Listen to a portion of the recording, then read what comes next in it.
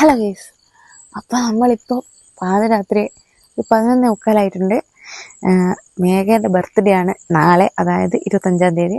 അപ്പോൾ അവൾക്കൊരു സർപ്രൈസ് കൊടുക്കാൻ വേണ്ടിയിട്ട് അവളെ വീട്ടിൻ്റെ തൊട്ട് താഴെയാണുള്ളത്. വലുതായിട്ടൊന്നുമില്ല, ഒരു ചെറിയൊരു പരിപാടി, ഒരു കേക്ക് കട്ടിങ്ങും കാര്യങ്ങളിലായിട്ട് അവളറിയില്ല. അപ്പോൾ വീട്ടിൽ കോനാല് ചെറിയ സെറ്റപ്പൊക്കെ ചെയ്തിട്ട് 12 മണിക്ക് ശേഷം അവളെ വിളിക്കാനാണ് വിചാരിക്കുന്നത്. എന്തായാലും നമുക്ക് അങ്ങോട്ട് ചെന്നോക്കാം.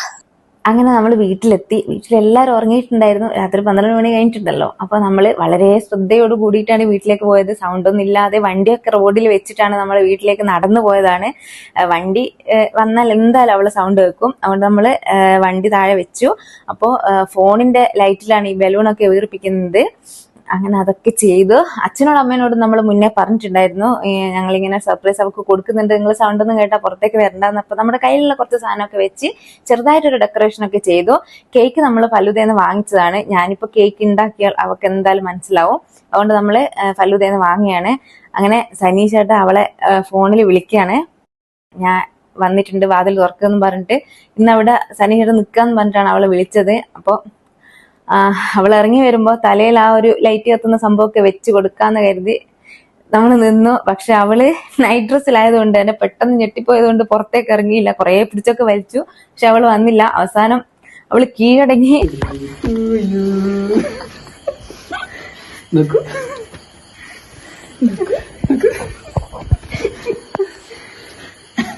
നല്ല ഇറക്കാനല്ലേ അവിടെ കള്ളം പറമ്പല വന്നിട്ടുള്ള ചെയ്ത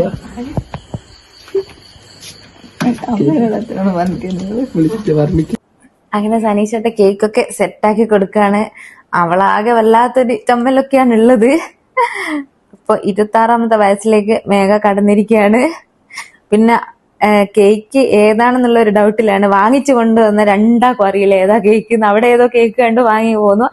അപ്പോ ആ ദിവസം തന്നെ അവള് രാത്രിയാന്ന് തോന്നുന്നു ഫലൂദയിൽ പോയിട്ടുണ്ടായിരുന്നു. അപ്പൊ ജ്യൂസ് എങ്ങനെ കുടിക്കുക. അപ്പൊ അവിടെ പറയാണ്, ഞാൻ ഈ കേക്ക് അവിടെ കണ്ടിട്ടുണ്ട്, ഇത് റെഡ് ബാഞ്ചോ അല്ലേന്ന്. Happy birthday to U.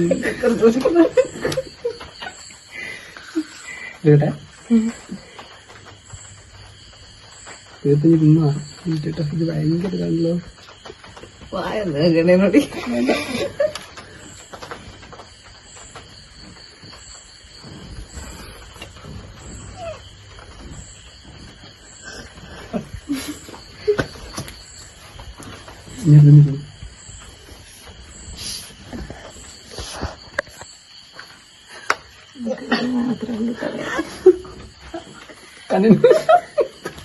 ഒന്നാനെ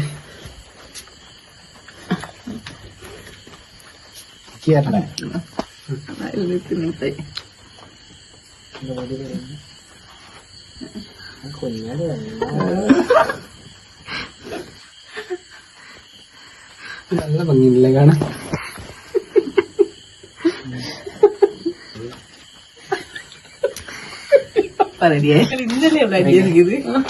എന്റെ വക ചെറിയൊരു സമ്മാനമുണ്ട്.